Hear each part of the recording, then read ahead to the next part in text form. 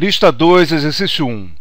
Uma esfera condutora carregada de raio A igual a 5 cm é colocada no centro de uma casca esférica condutora carregada de raios interno B igual a 20 cm e externo C igual a 25 cm, como indicado na figura. Suponha que o campo elétrico num ponto situado a 10 cm do centro seja igual a 30 vezes 10 a 3 newtons por coulomb e que tenha direção radial para fora, enquanto o campo elétrico num ponto a 30 cm do centro seja de 2,5 vezes 10 a 3 newtons por coulomb dirigido radialmente para dentro. Calcular a. As cargas com seus respectivos sinais na esfera e na casca, o potencial elétrico para R igual a 25 cm, 20 cm e 10 cm, considerando o potencial no infinito igual a zero, e C, qual é a quantidade de carga total distribuída em cada superfície da casca condutora. Bem, o que nós temos aqui? Nós temos um corpo carregado de raio 5 cm, uma esfera, e uma casca esférica de raio interno 20 e raio externo 25 centímetros, entre um e um outro uma região vazia. Os dois estão carregados e gerando campo elétrico em todos os pontos do espaço. Nós conhecemos o campo elétrico de dois pontos especificamente. O primeiro, a 10 centímetros do centro da esfera, a gente tem um campo elétrico de 30 vezes 10 a 3 newtons por coulomb, com a direção radial para fora. E nós temos a 30 centímetros um campo elétrico de 2,5 vezes 10 a 3 newtons por coulomb, dirigido radialmente para dentro. Então esses dois campos elétricos a gente conhece, certo? Baseado nessa informação, a gente vai achar a carga na esfera e na casca. Como é que a gente faz isso? Nós temos duas formas de fazer. Uma delas é usando a lei de Gauss, que é simplesmente a gente traça uma gaussiana, por exemplo, a 10 centímetros do centro. Eu sei que em todos os pontos, por simetria, em todos os pontos da gaussiana, o campo elétrico vai ser perpendicular à área e vai ter o mesmo módulo. Dessa forma, se eu conheço isso, eu tenho condição de calcular o fluxo do campo elétrico através dessa superfície esférica que eu tracei. E o fluxo do campo elétrico vai ser simplesmente o valor do módulo do campo elétrico vezes a área total, já que o campo elétrico ele é perpendicular em todos os pontos.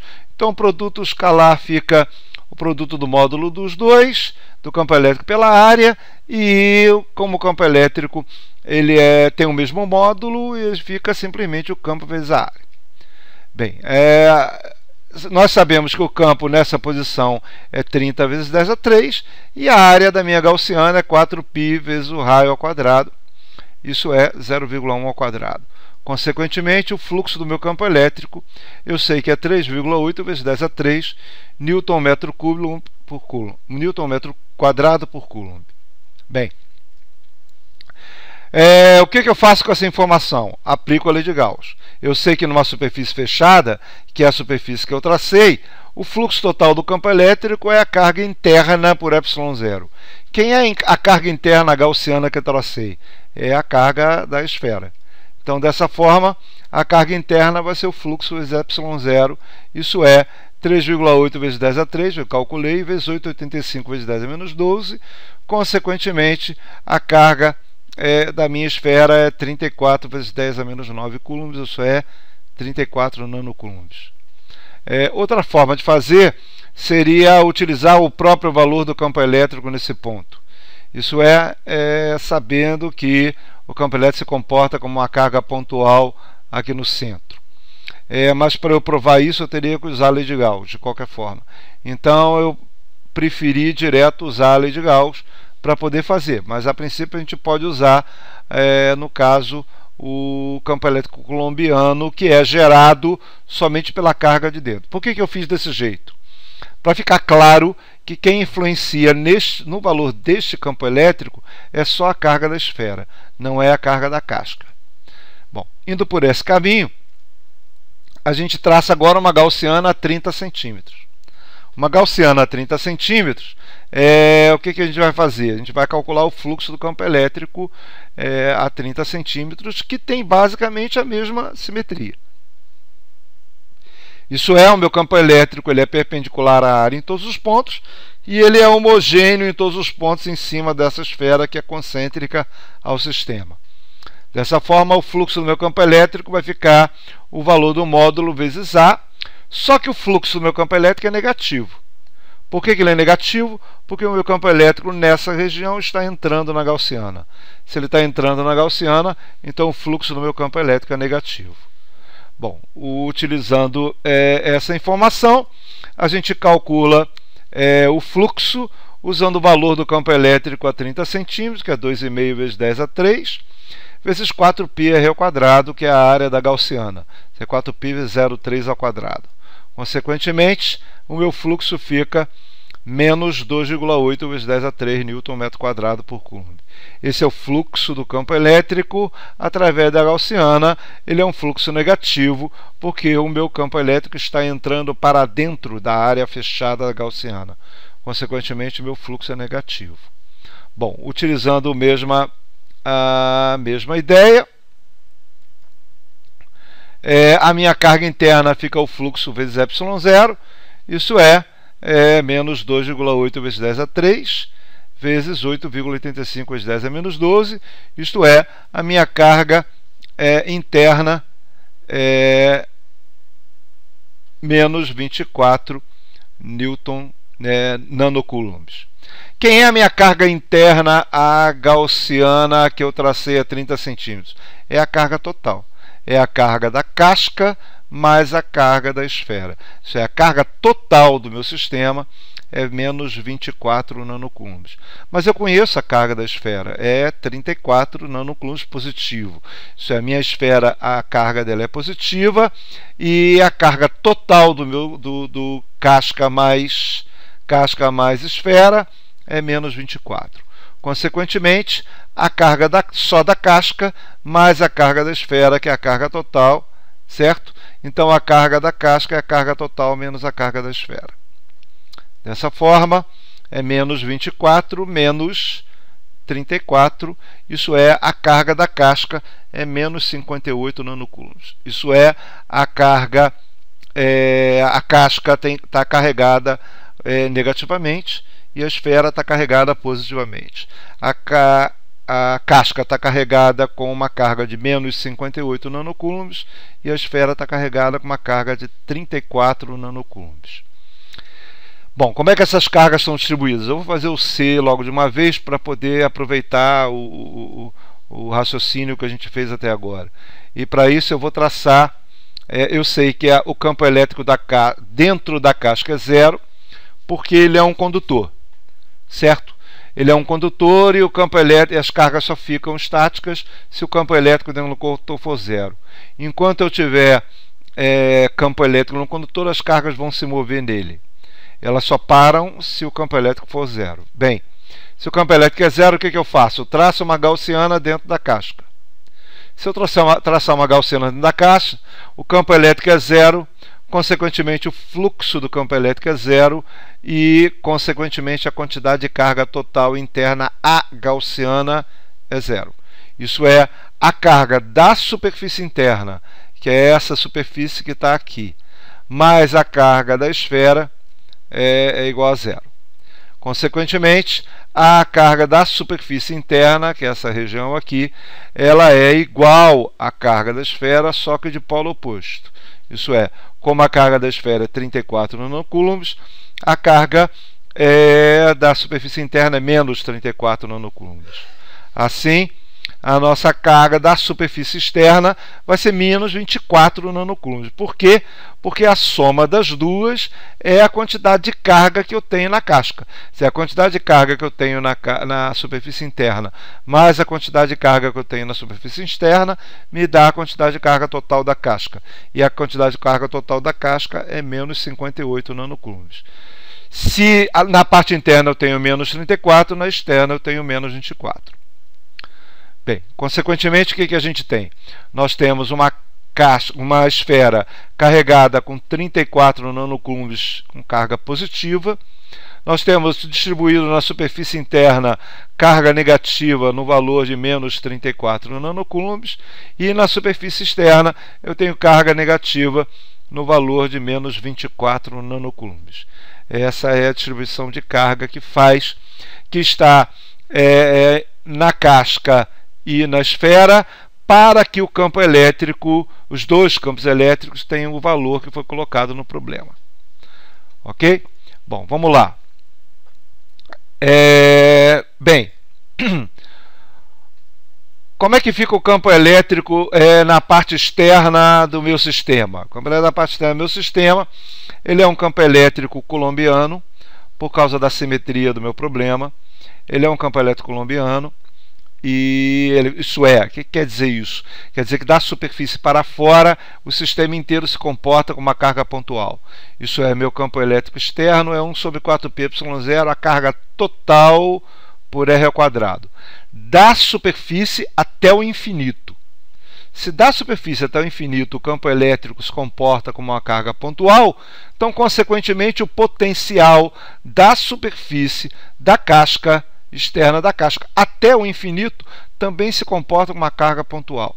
Isso é, meu potencial é 1 sobre 4πε0 carga total por R.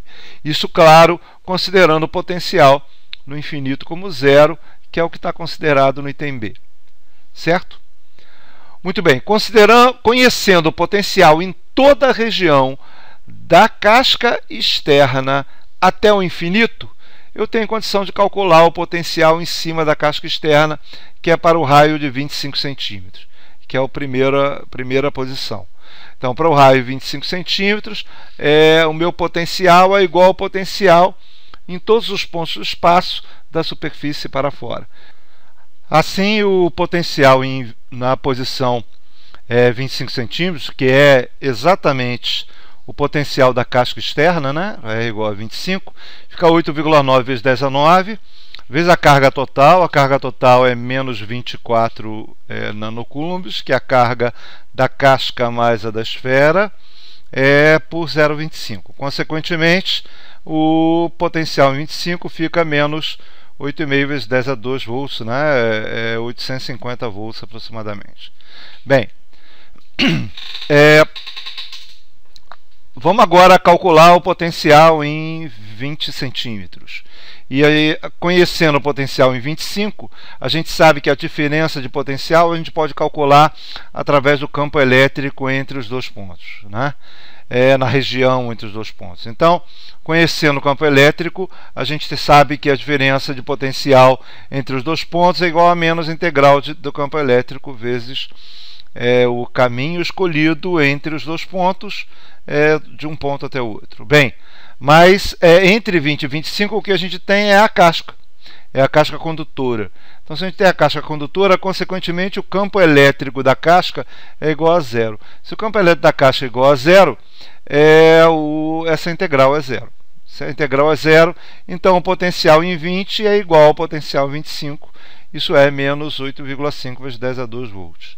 Né? E é importante você entender isso, que não pode ter diferença de potencial no condutor. O condutor é uma equipotencial. Você não pode ter diferença de potencial no condutor, porque se você tem diferença de potencial, você tem campo elétrico. E o campo elétrico na casca é igual a zero. Então o potencial é o mesmo em todos os pontos da casca. Na superfície externa e na superfície interna tem exatamente o mesmo potencial. Se na superfície externa é 8,5 vezes 10 a 2 volts, né, menos, o potencial na casca interna é menos 8,5 vezes 10 a 2 volts. Bem, vamos agora a um potencial, como ele está pedindo, para R igual a 10 centímetros. Para R igual a 10 centímetros, o que a gente faz? A gente calcula a diferença de potencial usando o campo elétrico entre 20 e 10 centímetros. E o meu campo elétrico que eu conheço é 1 sobre 4πε0, a carga da esfera por R ao quadrado, isso é o campo elétrico coulombiano gerado pela esfera, já que a casca gera um campo elétrico zero dentro. Mesmo ela estando carregada, o campo elétrico gerado pela casca na região interna, por simetria, é igual a zero. Então, o único responsável por gerar campo elétrico nessa região vazia é a casca. Certo? Então, o nosso campo elétrico é dessa forma. Consequentemente, o potencial em 10 volts menos o potencial em 20, que é a região onde eu tenho o campo elétrico, e o potencial em 20 eu conheço, é esse cara aqui, né? Então eu vou calcular a diferença de potencial entre esses dois pontos, sendo o campo elétrico esse. Consequentemente, a gente tem o potencial em 10 menos o 20 menos a integral de 20 até 10, certo? Do início até o fim. Potencial no fim menos o potencial no início, é a integral do início até o fim. No caso, 0,2 metros, né? 20 centímetros, 0,2 metros até 0,1 metros. A carga da esfera a gente conhece, que é a integral de dr sobre r ao quadrado, fica menos 1 sobre r, de 0,2 a 0,1. Isso é a carga da esfera 34 vezes 10 a menos 9, esse menos aqui é do menos da integral, que é esse cara aqui, vezes 1 sobre 4πy0, que é 8,9 vezes 10 a 9, vezes a 1 sobre r aplicado em 0,1, menos 1 sobre r aplicado em 0,2, mas como tem esse menos, ele é invertido, fica 0,2 menos 0,1. Bom, esse aqui vale 5, isso aqui vale 10. Então fica menos 5. Menos 5 com menos fica mais. Isso é a diferença de potencial entre 10 e 20 é positivo. Como ele é positivo, significa que o potencial em 10 é maior que o potencial em 20. Isso é bem razoável, né? Porque fica 1,5 vezes 10 a 3 volts positivo. Significa que o potencial em 10 é 1.500 volts maior que o potencial em 20. Por que é razoável que o potencial em 10 é maior que o potencial em 20? Por causa do sentido do campo elétrico. Como o campo elétrico nessa região é radial e para fora, o potencial aumenta no sentido contrário ao campo elétrico. Então, quanto mais para dentro, maior o potencial. Então, o potencial em 10 é maior que o potencial em 20. Então, a sua diferença tem que dar positiva, 1,5 vezes 10 a 3 volts. Mas a gente conhece o potencial em 20, é 8,5 vezes 10, menos 8,5 vezes 10 a 2, que passando para o outro lado fica esse cara menos 8,5 vezes 10 a 2, né? Porque fica mais, fica menos, então por causa desse menos aqui. Consequentemente, o potencial na posição 10 é 1.500 menos 850, isso é 650, isso 6,5 vezes 10 a 2 volts. É o potencial na posição 10, do jeito que ele pediu no item B. Bom, o item C a gente já descreveu aqui no meio, na distribuição de carga, que é o que ele estava pedindo. É isso.